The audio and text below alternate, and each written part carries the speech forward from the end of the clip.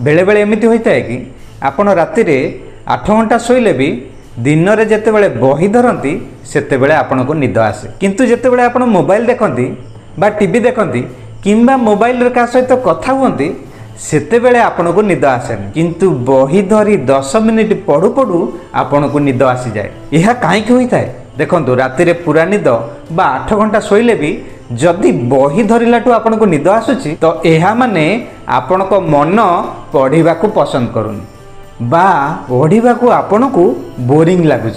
आज वीडियो रे 7टी एपरी टिप्स जानिबा जो थिरे हमें जानिबा किपरि आपण आपणकर मन को हैक करी अधिका समय पढ़ी पारिबे आउ ताहा भी खुशी खुशी देखंतु। प्रथम कथा हला आपणकर माइंड सेट। प्रथमे आपण आपणकर माइंड सेट को बदलांतु। बहुत पिला पचारंती कि गोटे आईएएस बनिया पई केते समय पढ़िया को पड़िबो, आईआईटी नीट क्लियर करिया पई केते घंटा पढ़िया को पड़िबो।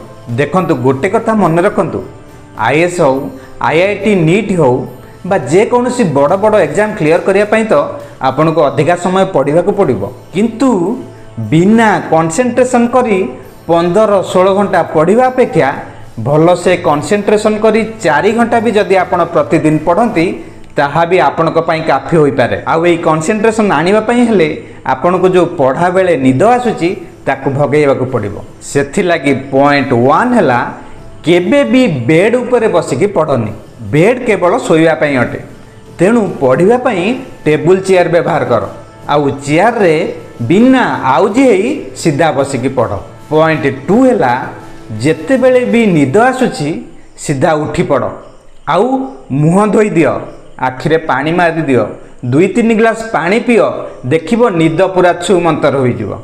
पॉइंट 3 है जेते बेले भी निद आसुची जोर रे पढ़िबा को चेष्टा कर, साउंड करी पढ़ बा टीचर भलिया बुझे बुझे की पढ़।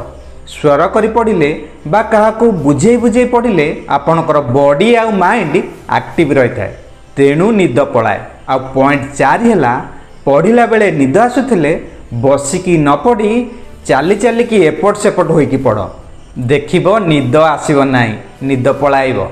पॉइंट 5 है पढ़िला बेले जदि आपण लाइट कम जगार बसी पढ़ुथिबे ताहले ताहा आपण को आखि उपरे प्रेशर करि थाए आउ से जल्दी थकी जाए तेणु करी रेस्ट नबा को चाहे जहा जोगु निद आसी थाए। सेथि लगी जो जगह रे अधिका लाइट थिबो बा सनलाइट थिबो वेंटिलेशन भल होतिबो सेही जगह रे बसिक पढ़, देखिबो निद आसीबनी। पॉइंट 6 है जदि आपण सकाळे भोर उठी पढ़िबा पई चाहुचंती तो राति रे टिके जल्दी सोई पड़ंतु। आपण जदि 6-7 घंटा आराम से शोइबे तो आपणकर निद कंप्लीट हो जिवो तेणु करी पढ़िला बेले निद आसीबो नाही।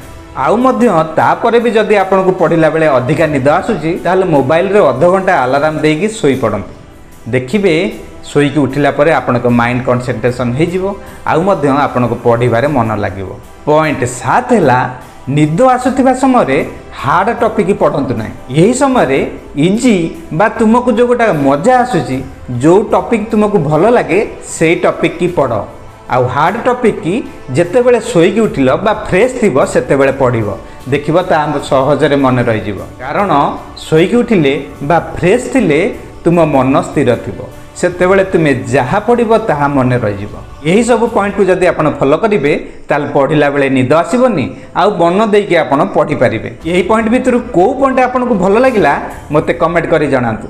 रहउची पुणी भेट हबा आउ एक नया वीडियो रे। Thank you.